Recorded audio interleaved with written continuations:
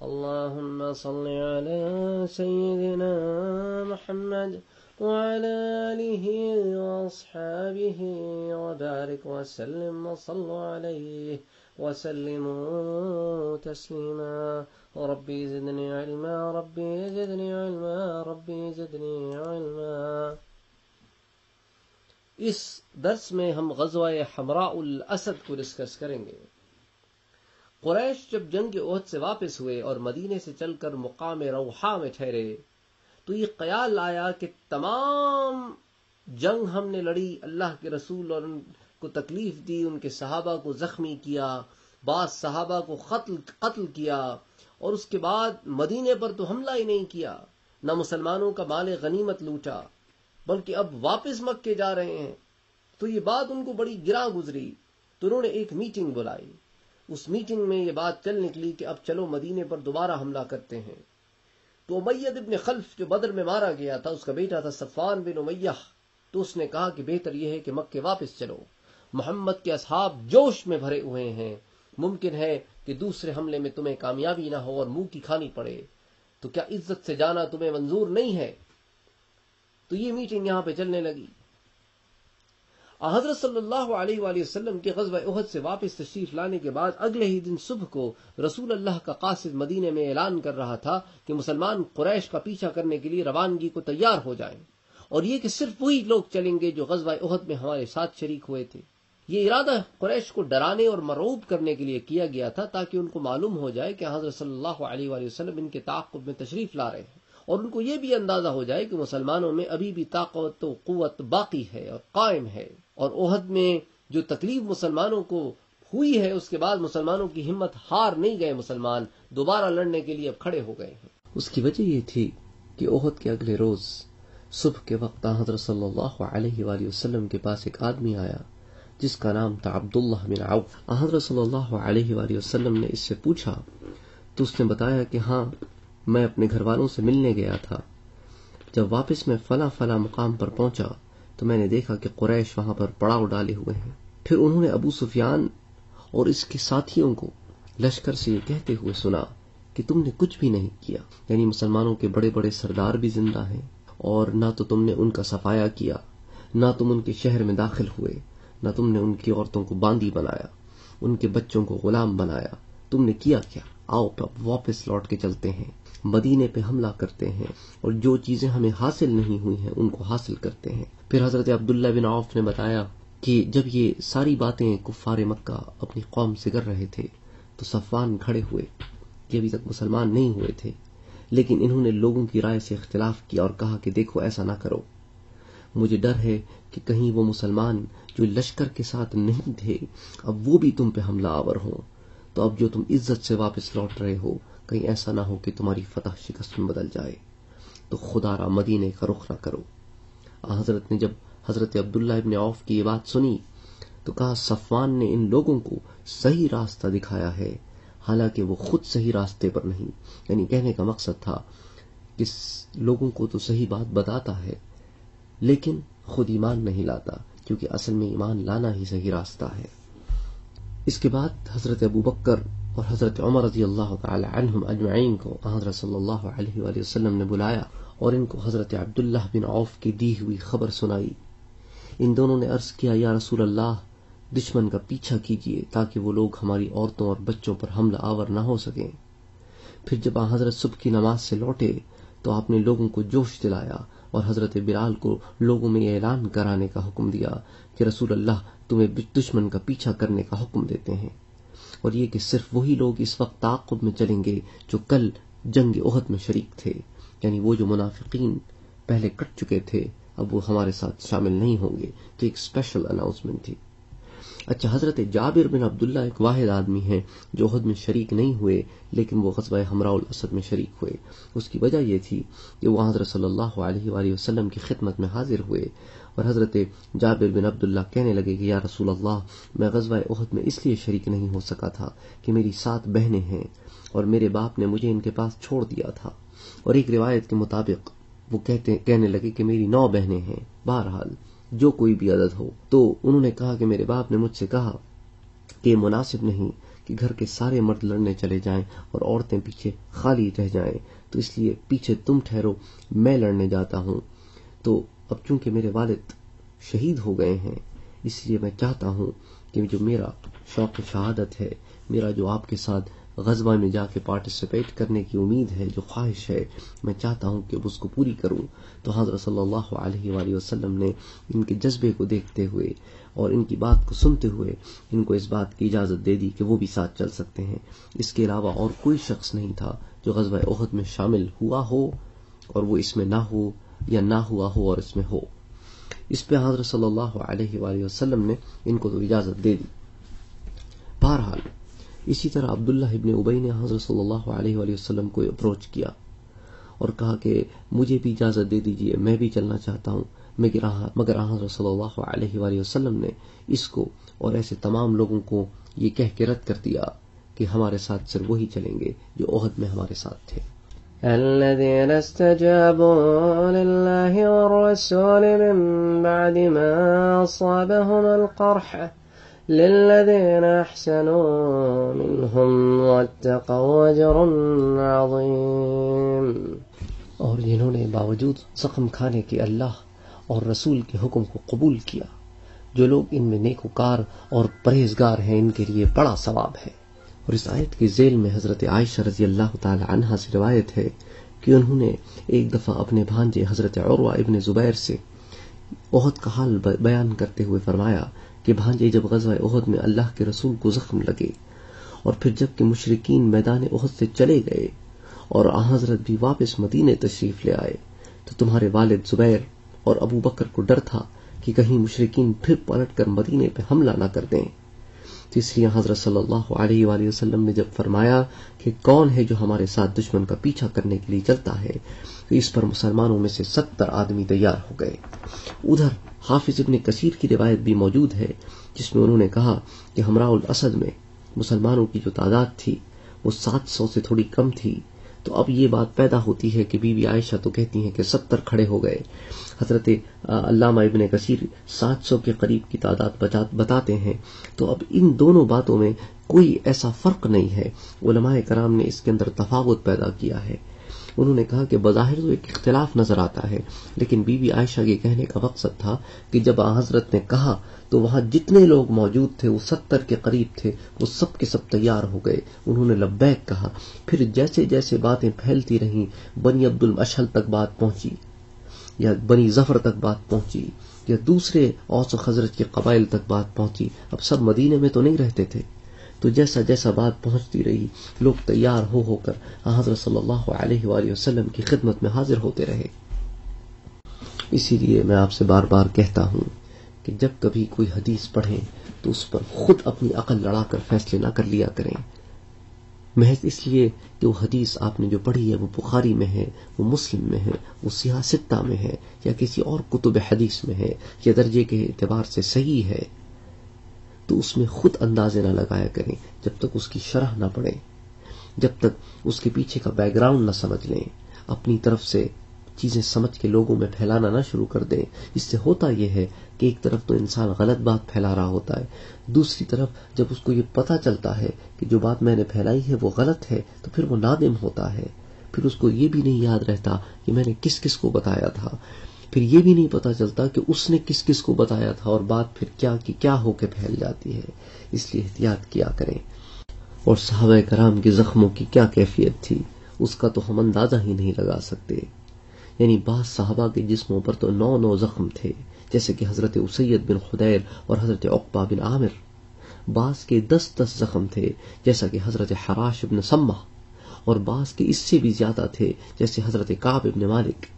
ایک صحابی تو ایسے تھے کہ جن کے بدن پر 70 سے بھی زیادہ زخم آئے تھے، وہ حضرت طلحہ بن عبداللہ تھے، ان کی ایک انگلی بھی کٹ گئی تھی۔ تو بہرحال صحابہ کرام میں ایسی بھی تھے جن کو 20 زخم آئے تھے، مثال کے حضرت عبد الرحمن ابن عوف۔ تو صحابہ کرام ان زخموں کی حالت میں بھی حضرت صلی اللہ علیہ وآلہ وسلم کے ساتھ چل پڑے۔ اچھا، بنی سلمہ میں سے 40 آدمی ایسے تھے جو زخمی ہوئے تھے۔ حضرت نے جب ان لوگوں کو دیکھا تو فرمایا کہ اللہ بنی سلمہ پر اپنی رحمت نازل فرما، غرض اس موقع پر جبکہ یہ زخمی صحابہ احد سے واپسی کے اگلے ہی دن حضرت کے حکم کی تعمیل میں پھر جنگ کے لیے روانہ ہوئے تو اس وقت خود حضرت بھی سخت زخمی تھے اور اسی حالت میں صحابہ کو لے کر روانہ ہوئے. آپ صلی اللہ علیہ وآلہ وسلم کے زخموں کی صورت یہ تھی کہ آپ کا چہرہ مبارک زرہ کی کڑیاں گڑ جانے کی وجہ سے زخمی تھا. چہرہ مبارک پر پتھر کا ایک زخم بھی تھا. اس کے علاوہ آپ کے سامنے کے 4 دانت ٹوٹ گئے تھے اور نچلا ہونٹ اندر کی طرف سے زخمی ہو گیا تھا. اور بعض علماء نے یہ بھی لکھا ہے کہ آپ صلی اللہ علیہ وآلہ وسلم کا ہونٹ اندر سے پھٹ گیا تھا. اسی طرح جو آپ کا دایاں بازو تھا وہ بھی زخمی ہو گیا تھا جس پر ابن قمہ نے وار کیا تھا. پھر گڑھے میں گر جانے کی وجہ سے آپ کے دونوں گھٹنے بھی زخمی ہو گئے تھے. اور اس غزوے میں حضرت صلی اللہ علیہ وآلہ وسلم کے گائیڈ حضرت ثابت ابن ضحاک تھے اور یوں حضرت صلی اللہ علیہ وآلہ وسلم کے ساتھ صحابہ کرام بڑھتے رہے اور یہاں تک کہ حمراء الاسد کے مقام پر پہنچ کر خیمہ زن ہوئے. یہ حمراء الاسد جس جگہ کا نام ہے یہ مدینے سے کوئی 8 یا 10 میل کے فاصلے پر ہے. اس ضمن میں 2 انصاری صحابہ حضرت عبداللہ اور حضرت رافع ان کا ذکر بھی ملتا ہے. یہ زخمی تھے اور اس حالت میں پیدل ہی روانہ ہو گئے کیونکہ پاس کوئی سواری نہیں تھی. راستہ چلتے جب ایک تھک جاتا تو دوسرے کی پیٹھ پر سوار ہو جاتا. ہمارے لیے تو 8-10 میل کوئی فاصلہ نہیں ہے نا. ہم گاڑیوں میں بیٹھتے ہیں 70-80 مائلز پر آور کی رفتار سے گاڑیاں چلاتے ہیں. حالانکہ سپیڈ لمٹ جو ہے وہ پوسٹڈ ہوتی ہے 55 مائلز پر آور. لیکن ہمارے تقوی کا تو یہ عالم ہے کہ اگر پولیس والا نہیں دیکھ رہا ہے تو ہم گاڑی بھگاتے رہتے ہیں اور نظر ہوتی ہے روڈ پر کہ کہیں پولیس والا تو نہیں, گن لے کے کھڑا تو نہیں, سامنے والی جو گاڑی ہے اس کا پیر بریک پر ہے کہ نہیں. بریک پر ہے تو سارے بریک لگا دیتے ہیں اور یہ تو خیال ہی نہیں ہوتا کہ پولیس والا دیکھے یا نہ دیکھے, اللہ تو دیکھ رہا ہے. جب مسلمانوں کا یہ حال ہو کہ وہ بندوں سے زیادہ ڈریں اور خدا سے کم ڈریں تو پھر تو یہی ہوتا ہے جو ہو رہا ہے. بہرحال تو یہ دونوں چلے اور 8-10 میل کا فاصلہ تھا, اس کو طے کیا. زخمی بھی تھے اور عشاء کا وقت مسلمان آگ جلا کے بیٹھے تھے کہ یہ دونوں صحابہ وہاں پہنچے. مسلمان پہرا دے رہے تھے تو ان کو ٹوکا, ان کو روکا, پہچان نہیں سکے. رات کا وقت تھا. اس رات پہرے پر حضرت عباد ابن بشر رضی اللہ تعالی عنہ تھے. پھر حضرت عباد ان دونوں کو لے کر حضرت کے پاس آئے. آپ نے ان سے فرمایا کہ تم لوگ کوچ کے وقت کس لیے رک گئے تھے؟ ان دونوں نے کہا کہ حضرت صلی اللہ علیہ وآلہ وسلم ہمارے ساتھ کوئی سواری نہیں تھی, ہم زخموں سے چور تھے, اس لیے یہاں پر پیدل چل کر آئے ہیں. یہ سن کر حضرت صلی اللہ علیہ وآلہ وسلم نے ان کے لیے دعائیں خیر فرمائی اور پھر فرمایا اگرچہ آنے میں دیر لگی مگر تم دونوں کو گھوڑے, خچر اور اونٹ ملیں گے, اگرچہ وہ تمہارے لیے اس سے بہتر چیز نہیں ہے, یعنی تمہارا جو عمل ہے اس سے یہ بہتر نہیں ہے, اس کا یہ بدل نہیں ہے, لیکن چونکہ تم نے یہ محنت کی ہے اس لیے اللہ تعالیٰ تمہیں یہ عطا فرمائیں گے. یہ دونوں صحابہ کرام کا نام حضرت عبداللہ اور حضرت رافع تھا. یہ سہیل کے بیٹے تھے اور جس کے لیے چلنا زیادہ دوبھر ہو رہا تھا وہ حضرت رافع تھے اور جو ان کو اٹھا کر چلتے تھے وہ حضرت عبداللہ تھے. اس مقام پر مسلمانوں نے 3 دن قیام کیا اور یہاں پر حضرت صلی اللہ علیہ وآلہ وسلم نے ایک بڑی خوبصورت حکمت عملی اختیار کی. آپ صلی اللہ علیہ وآلہ وسلم جب رات ہو جاتی تو صحابہ کرام کو کہتے کہ 500 جگہ پر آگ روشن کرو. اب اس کو آپ یوں سمجھیں کہ ریئلسٹکلی اگر کوئی آگ کی فائر پٹ بنائی جائے تو کم سے کم وہ 8-10 لوگوں کے لیے کافی ہوتی ہے. اگر مثال کے طور پہ 10 لوگوں کے لیے کافی ہوتی ہو اور 500 جگہ پر آگ جلائی جائے تو 500 ٹائمز 10 کتنے ہو گئے؟ 5000. دشمن کتنے تھے؟ 3000. اب 3000 کے اوپر جب ایک ایسا وقت آیا تھا کہ 700 سے جی چھڑا کے بھاگ رہے تھے تو اب اگر وہ 700 5000 ہو جائیں تو ان 3000 پہ کیا گزرے گی؟ رائٹ. تو حضرت صلی اللہ علیہ وآلہ وسلم نے اسٹریٹجی کی کہ اگر کفار مکہ دور سے دیکھیں تو انہیں 500 آگ لگائے نظر آئے کہ یہ تو بھائی 5000 کا لشکر ہے, اس سے کون لڑے گا. ان کے دلوں پر روب پہنچے تو دشمن کے جاسوس جب چکر لگانے آتے تو وہ دیکھتے کہ اتنا بڑا لشکر ہے، واپس جا کے خبر دیتے کہ یار وہ تو بہت بڑا لشکر ہے، اور اس لیے ہم قریب بھی نہیں گئے، ہم تو دور ہی سے چکر لگا کے آ گئے۔ اچھا، حضرت جابر ابن عبداللہ کہتے ہیں کہ اس غزوے میں عام طور پر مسلمانوں کے ساتھ جو کھانے پینے کی چیزیں تھیں وہ کھجوریں تھیں۔ حضرت سعد ابن عبادہ اپنے ساتھ 30 اونٹ لے کر چلے تھے جو ہمراہ اسد تک پہنچ گئے۔ قربانی کے لیے جو جانور ساتھ تھے ان میں سے کسی دن 2 اور کسی دن 3 کاٹے جاتے۔ حضرت کا پڑاؤ تو ہمراہ الاسد میں تھا، لیکن قریش کا پڑاؤ مقام روحہ پہ تھا۔ جب حضرت صلی اللہ علیہ وآلہ وسلم مقام ہمراہ الاسد میں پڑاؤ کیے ہوئے تھے تو معبد خزائی نامی ایک شخص آپ سے آ کر ملا۔ یہ معبد بنی خزاعہ کا شخص تھا، اور بنی خزاعہ کے کچھ لوگ مسلمان تھے اور کچھ لوگ کافر تھے، اس لیے اس کی جو ہمدردیاں تھیں وہ مسلمانوں کی طرف تھیں۔ تو اور یہ سارا کا سارا قبیلہ جو ہے وہ حضرت سے محبت بھی رکھتا تھا۔ غرض معبد نے حضرت صلی اللہ علیہ وآلہ وسلم سے عرض کیا کہ یا محمد صلی اللہ علیہ وآلہ وسلم، مجھے خبر ملی ہے کہ آپ کو غزوہ احد میں چوٹیں آئیں اور آپ کے صحابہ کرام کو شدید نقصان اٹھانا پڑا۔ تو یہ سن کر مجھے بڑا افسوس ہوا، بہت تکلیف ہوئی، اور ہماری یہ آرزو ہے کہ اللہ آپ کی شان کو بلند فرمائے اور آپ کے دشمنوں کو نیست و نابود کرے۔ اس کے بعد یہ شخص یہاں سے اٹھا اور مکے کی طرف چل پڑا، تو راستے میں مقام روحہ سے گزرا۔ تو اس کو جب آتے ہوئے دیکھا نا ابو سفیان نے، تو اپنے لوگوں سے کہا کہ یہ معبد ہے، یہ چونکہ مدینے کی راستے سے آ رہا ہے تو ضرور اس کی حضرت سے ملاقات ہوئی ہوگی، تو جاؤ اور اس کو بلا کے لے کے آؤ۔ تو ان لوگوں نے معبد کو اپروچ کیا اور معبد سے کہا کہ تمہیں ابو سفیان بلا رہا ہے۔ تو وہ ابو سفیان کے پاس آیا۔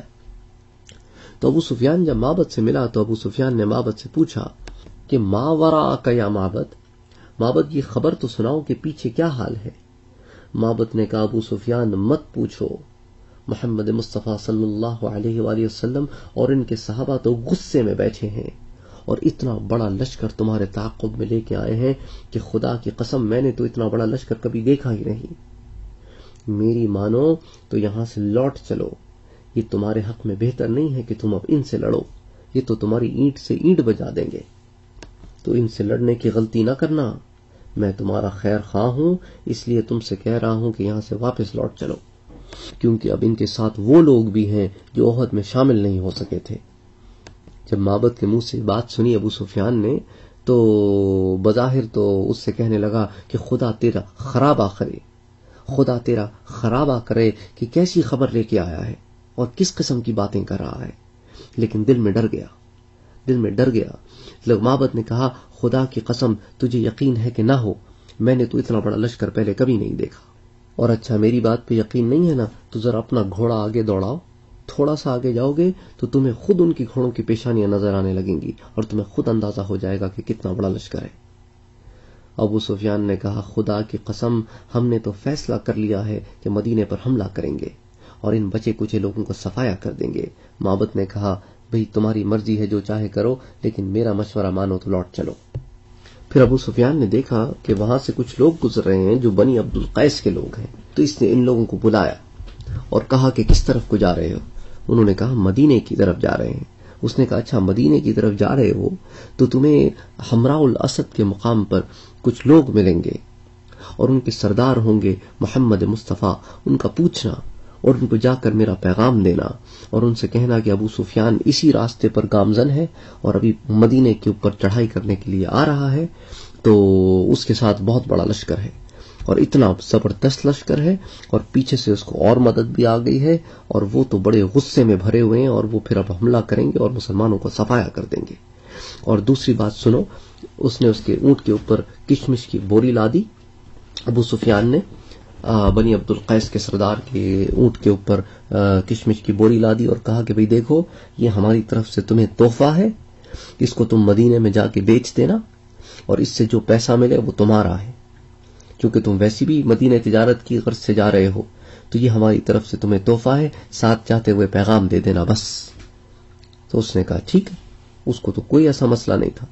تو وہ آگے نکلا اور اللہ کے رسول صلی اللہ علیہ وآلہ وسلم کی خدمت میں حاضر ہوا اور اس نے کہا کہ بھئی ابو سفیان جو ہے وہ مجھے راستے میں ملا تھا اور یہ بات ہے۔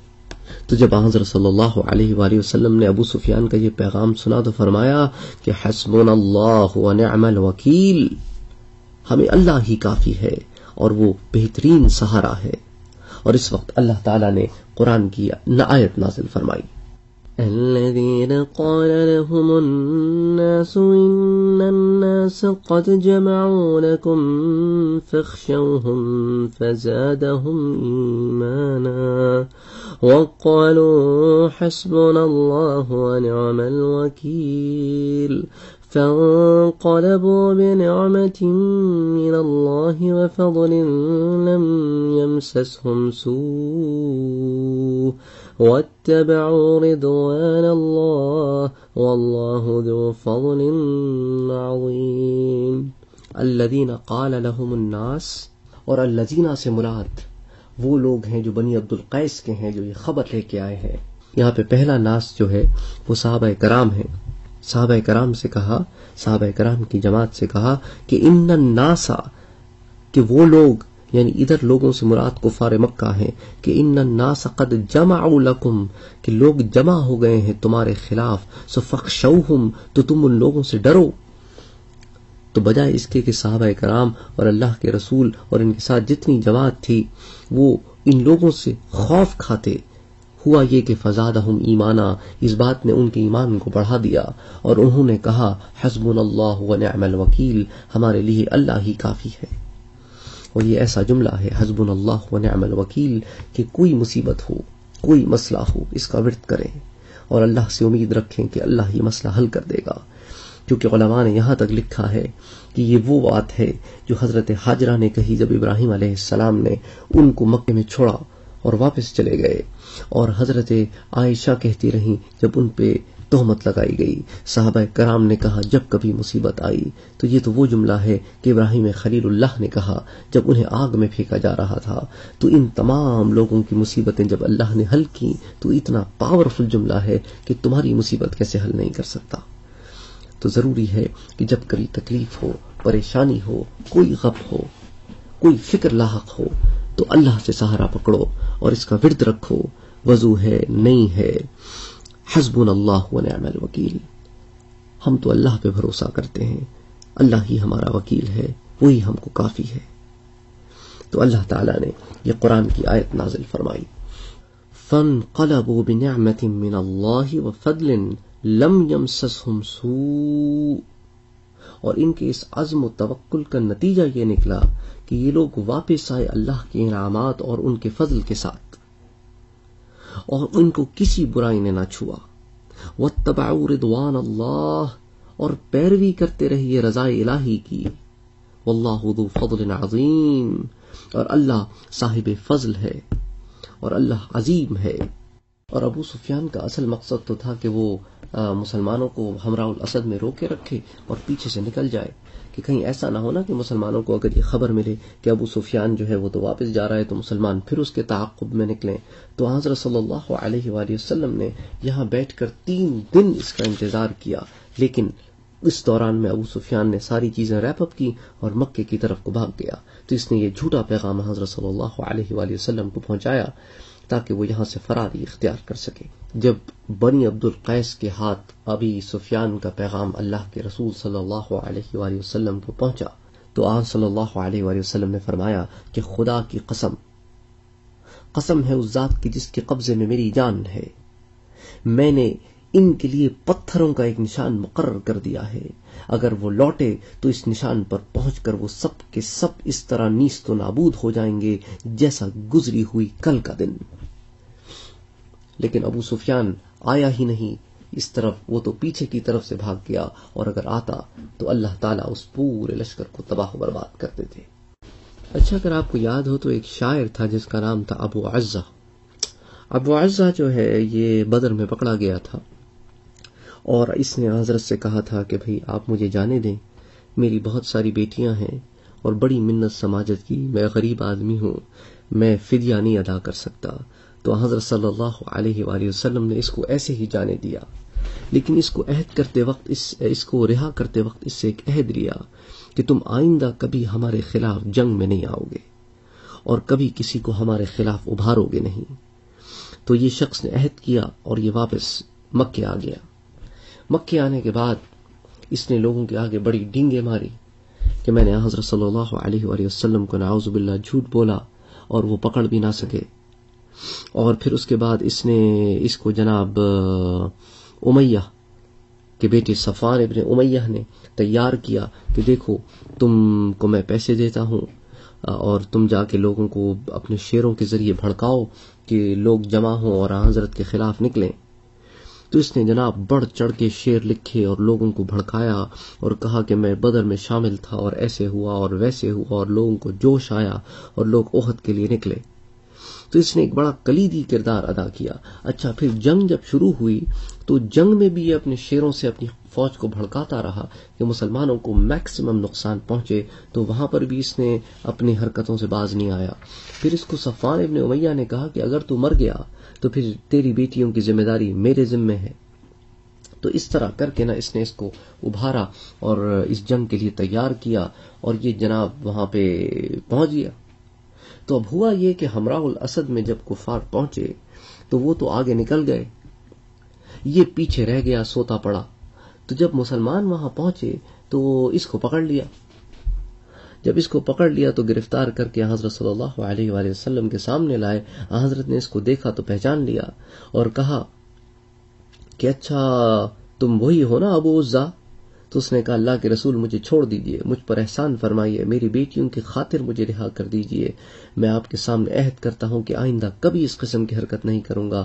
آپ نے فرمایا نہیں، خدا کی قسم اب تیرے چہرے کو مکہ دیکھنا نصیب نہ ہوگا.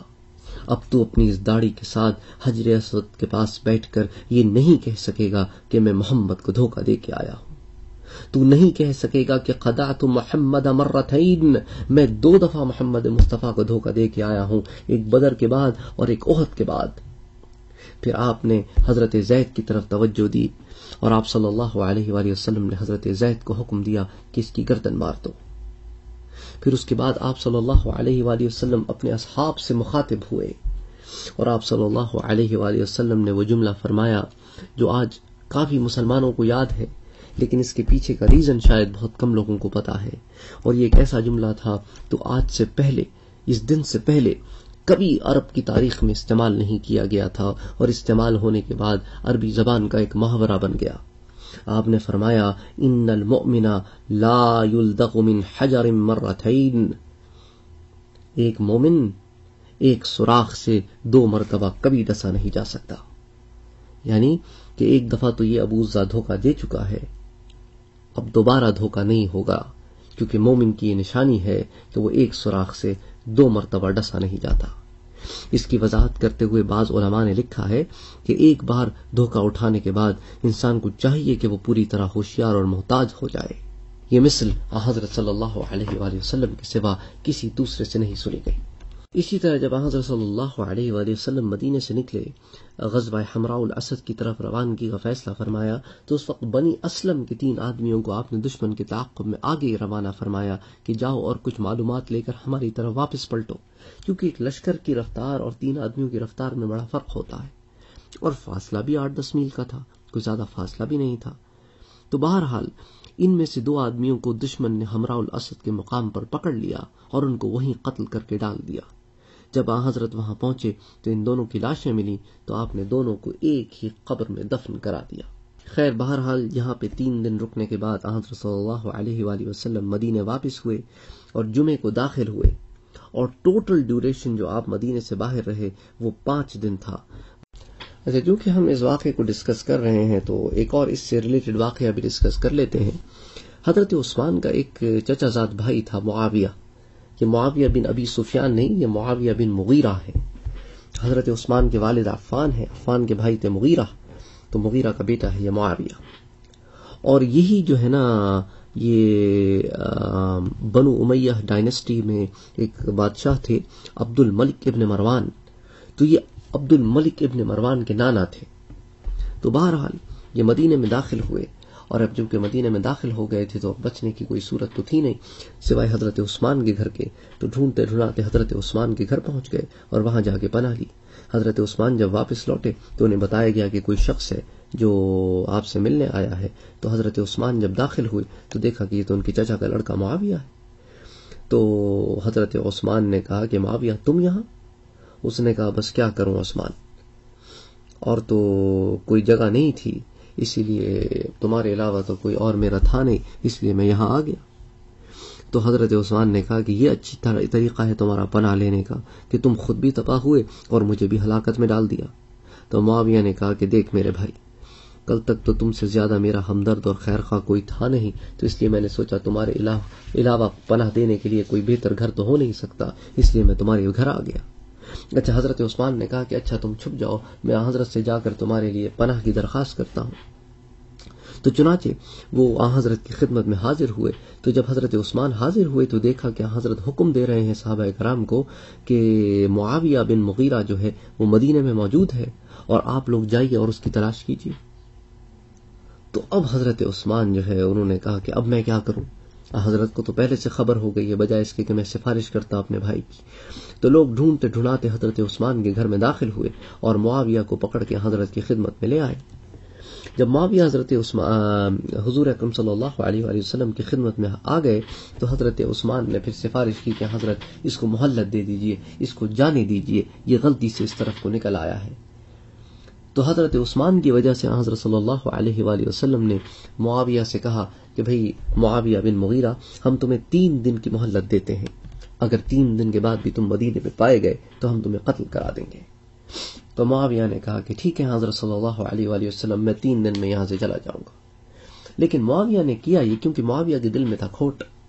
تو معاویہ بن مغیرہ نے مدینے میں سکونت اختیار کر کے کوشش کی کہ مدینے کا کسی طرح بلو پرنٹ حاصل کیا جائے کہ مدینے کی گلیاں اور یہاں کے جو اہم مقامات ہیں کہاں پہ پناہ لی جا سکتی ہے اور حملہ کریں گے تو مسلمان کدھر ہوں گے۔ وہ چاہتا تھا کہ سارا بلو پرنٹ جو ہے وہ ابو سفیان کو جا کر دے، اور چونکہ ابو سفیان کے رشتہ دار تھے، اسی خاندان سے تھے، تو اسی طرح جو ہے جب ہم نیکسٹ ٹائم حملہ کریں تو ہم مدینہ سٹی پہ حملہ کریں، اور چونکہ ہم سٹی کی چپے چپے سے واقف ہوں گے تو ہمارے لیے ان سے مقابلہ کرنا بڑا آسان ہوگا۔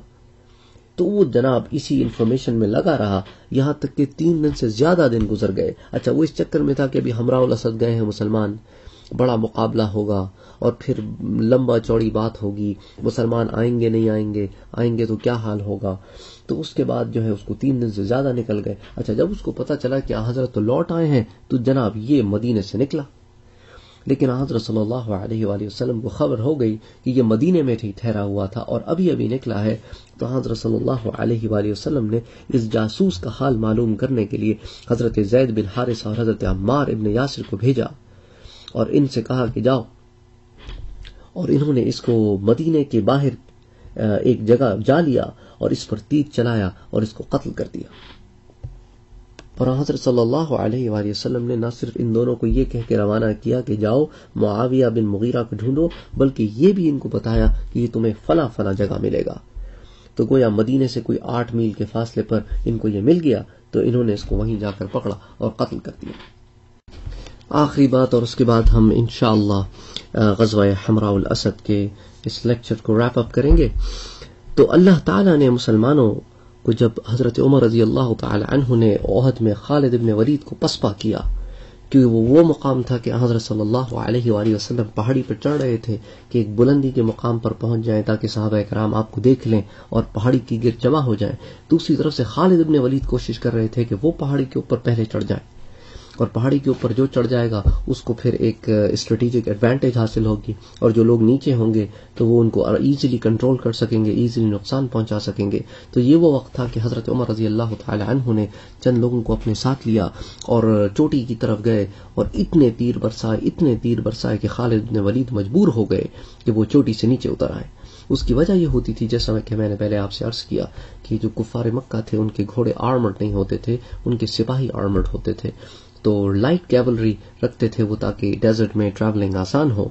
تو اس کی وجہ سے گھوڑوں کو بچانا بڑا ضروری ہوتا تھا، کیونکہ جب آپ چڑھائی چڑھ رہے ہوں اور گھوڑا زخمی ہو کے گر جائے تو سوار کو بھی گرا دے گا، تو بے شک آرمر پہنا ہو لیکن گردن ٹوٹ سکتی ہے، کوئی اور مسئلہ ہو سکتا ہے، تو اس لیے وہ گھوڑوں کو بچاتے تھے، اور تیر جو ہے وہ بہترین انکاؤنٹر تھا گھوڑوں کے خلاف۔ تو بہرحال جب انہوں نے پسپا کر دیا تو اس وقت اللہ تعالیٰ نے ایک آیت نازل فرمائی کہ وَلَا تَهِنُوا وَلَا تَحْزَنُوا وَأَنْتُمُ الْأَعْلَوْنَ إِن كُنتُم مُؤْمِنِينَ، اور تم ہمت مت ہارنا اور رنج مت کرنا اور غالب تم ہی رہو گے اگر پورے مومن رہے. انتم الاعلون. تو اس وقت وہ بات بڑی عجیب سی معلوم ہو رہی تھی کہ ابھی تو مسلمانوں کو شدید نقصان ہوا ہے، تو انتم الاعلون کیسے ہوا، وہ اعلیٰ کیسے ہوئے.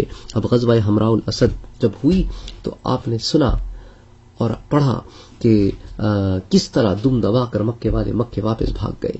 تو جب دم دبا کر مکے والے واپس مکے بھاگ گئے، بجائے اس کے کہ واقع میدان میں اتر کے ایک دفعہ پھر لڑتے، حالانکہ وہ تعداد میں بہت تھے، تو یہ وہ بات تھی کہ انتم الاعلون، کہ مسلمان تم اعلیٰ رہو گے. تو اس کا رزلٹ یہ نکلا کہ ٹھیک ہے غزوہ احد میں تم لوگوں کو نقصان پہنچا، لیکن اس سے بالکل ریلیٹڈ جو غزوہ حمراء الاسد ہوئی، کیونکہ ابھی تک کفار مکہ واپس مکے نہیں گئے تھے اور نیا لشکر لے کے نہیں آئے تھے، تو they are very correlated words. تو اس کے اندر ہوا یہ کہ وہ تو نکلے ہی نہیں مسلمانوں کے خلاف. تو اب اعلیٰ کون ہوا؟ تو اب اعلیٰ مسلمان ہوئے، کیونکہ دم دبا کر کافر بھاگ گئے، اس لیے مسلمان اعلیٰ ہوئے. تو وہ بات جو وہاں اتری تھی وہ حمراء الاسد میں پوری ہوئی. وما علینا الا البلاغ. اللہم صل علی سیدنا و مولانا محمد صلی اللہ علیہ وآلہ وسلم.